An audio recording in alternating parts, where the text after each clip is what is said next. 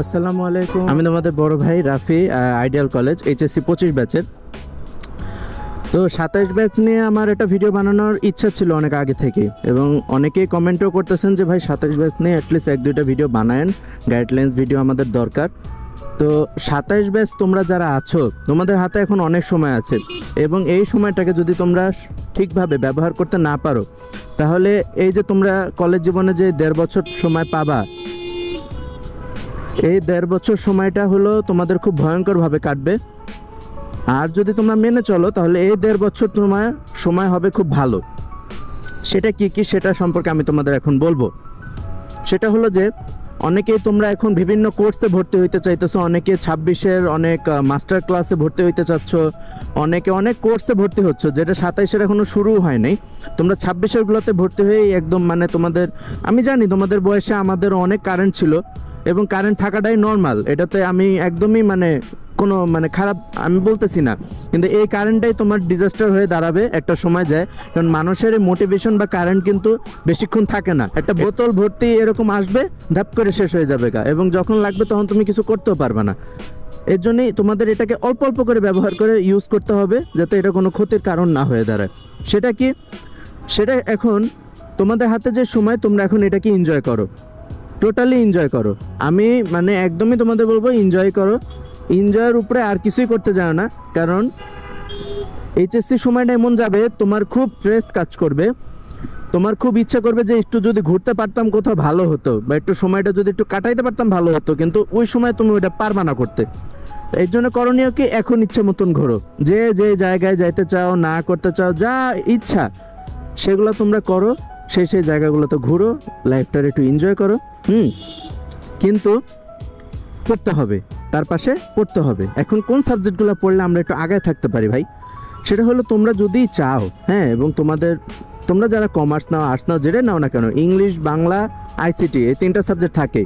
যারা হয়তো বা সায়েন্স বাদে অন্য গ্রুপগুলোতে আসো, তোমাদের জন্য হয়তো বা অন্য সাবজেক্ট অ্যাড হচ্ছে, ভূগোল টুগোল এগুলো আরও অ্যাড হয়, ওগুলো বাদ দাও। তুমি 3টা এই সাবজেক্টের তোমাদের তো ফুল সিলেবাস, সেক্ষেত্রে ঘোরাঘুরির পাশাপাশি বাংলা, ইংরেজি এবং আইসিটি, এই যে 3টা সাবজেক্ট, এই 3টা সাবজেক্টের প্রতি একটা দক্ষতা তোমরা নিয়ে ফেলতে পারো। সেটার জন্য যদি তোমরা টিচার রাখতে চাও রাখতে পারো, তবে এই 3টা সাবজেক্ট শুধুমাত্র, এটা তোমরা অনলাইন থেকেও শিখতে পারবে আমার বিশ্বাস, এটার জন্য আসলে টিচার ওভাবে লাগে না। তো এটা যদি তোমরা কভার করতে পারো, দেন যদি তুমি সায়েন্সের স্টুডেন্ট হয়ে থাকো, দেন বাকি চ্যাপ্টারগুলো কিন্তু বা বাকি সাবজেক্টগুলো কভার করতে তোমার খুব একটা সমস্যা হবে না। এবং লাস্টে যায় এমন হয় যে তোমার সায়েন্সেরই সাবজেক্টগুলো বা কমার্স, আর্টসের এই সাবজেক্টগুলোই পড়ার মতন সময় পাচ্ছ, বাংলা, ইংরেজি, আইসিটি পড়ার সময়টাই তুমি পাইতেছো না, বা ওইটাতে তোমার অনেক বেসিক হইলো ল্যাকিংস আছে। এই প্রবলেমে যদি তোমরা পড়তে না চাও, তাহলে অবশ্যই এই যে আমি তোমাদের যেই 3টা সাবজেক্ট বললাম, এই 3টা সাবজেক্টের উপরে একটা সুন্দর তোমরা ধারণা নিয়ে ফেলো। আরে আল্লাহ, প্রেম প্রীতি কমে না।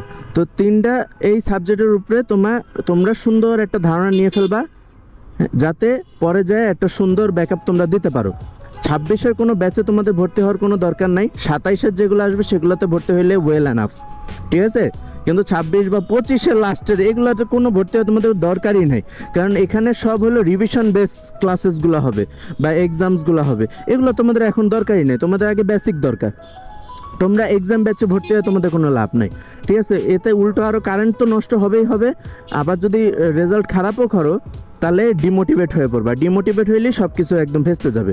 সেক্ষেত্রে তোমরা এইটা করতে পারো, টিচার রাখার দরকার নাই খুব একটা, আইসিটির জন্য চাইলে একটা কোচিংয়ে তোমরা করলেও করতে পারো, বা টিচার চাইলে রাখতে পারো, বাট এ বাদে আমার মনে হয় না খুব একটা দরকার আছে, ঠিক আছে। আর বাকি সাবজেক্টগুলো কী করবো ভাই, তাহলে বাকি সাবজেক্টগুলো এখন তোমার কোনো কিচ্ছু করতে হবে না, ওইটা ওরকমই থাকুক, কারণ তোমরা এখন যে সময় আছো এটা তোমাদের আসলে এই সাবজেক্টগুলো পড়ার না। তাই যেই সাবজেক্টগুলো আমি তোমাদের বলে দিচ্ছি ওগুলো যদি তোমরা করো, তাহলে আমার মনে হয় না আর কিছু দরকার আছে, ঠিক আছে। এবং সুন্দর করে তোমরা এইচএসসি 27 যেটা এইচএসসি পরীক্ষাগুলো অনেক সুন্দর করে কভার করতে পারবে। ইভেন আমি যদি আমার কথা বলি, আমাকে এভাবে কেউ গাইডলাইন দেয়নি, আর গাইডলাইন যেহেতু দেয় না, এর জন্যই আমি যেই তোমাদের আমি নিয়মটা বললাম, এই নিয়ম অনুযায়ী আমি চলতে পারিনি, যার কারণে এখন আমি আমার পরীক্ষার 1 মাস পর কিন্তু আমি এখনও বলতে পারি যে আমার একটা গদ্য এখনও মুখস্থ নাই, বা আমার এখনও এই সারাংশ বলেন, সারমর্ম বলেন, বা ভাব সম্প্রসারণ বলেন, এগুলো তো আছে, এগুলো আমার এখনও কিন্তু একটাও মুখস্থ নাই, একটাও না। ইভেন আমি হয়তো বা ধরিও না ঠিক করি, বাট আইসিটি আমার কভার আছে কারণ আইসিটি ব্যাচ করি। বাকি সায়েন্সের সাবজেক্টগুলো আবার অনেকটাই ভালো আছে কারণ ওগুলো করি। বাট বাংলা ইংলিশ দেখতে গেলে আমি অনেকটাই পিছিয়ে আছি। ইভেন মডেল কোশ্চেনগুলো আমার ঠিক করে এখনও করা হয় নাই। তারপর শর্ট সিলেবাস তারপরও কিন্তু হয় না। চিন্তা করো তাহলে তোমরা ফুল সিলেবাসে কি মারা টানা খাবা? তো ওইটা যদি না খেতে চাও ভাই বা বোন, তোমরা অবশ্যই অবশ্যই অবশ্যই এই বেসিকগুলারে ভাই শেষ করো।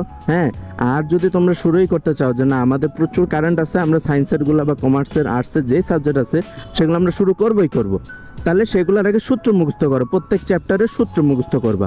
আর হলো যদি পারো তাহলে যেটা জ্ঞানমূলক আছে না, কতে যে থাকে তোমরা লেখো সংজ্ঞা, ওই সংজ্ঞাগুলারে সুন্দর করে মুখস্থ করবা।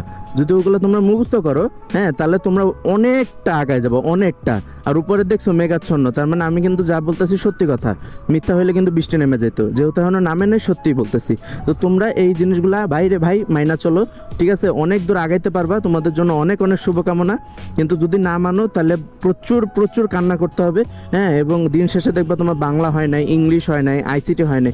আইসিটি তো মনে করেন আমি জন্মগতভাবে এটাকে পছন্দ করি বলে আমার আইসিটি শেষের দিকে। এই মাদার, এই জিনিসগুলোকে তোমরা শেষ করো, বুঝতে পারছো? না হলে অনেক বড় বিপদে তোমরা পড়ে যাবা।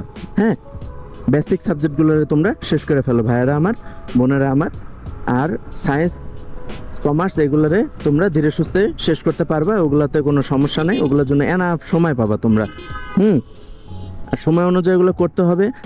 আর এর মাঝে আরও গাইডলাইন্স ভিডিও আসবে যদি তোমরা চাও, ঠিক আছে? এবং এক্সাম রিলেটেড কি কি তোমাদের সাজেশন দেওয়া যাইতে পারে সেগুলো আমি বলবো। কোন কোন জায়গায় করলে তোমরা জিততে পারো, হ্যাঁ, সেগুলো আমরা বলবো।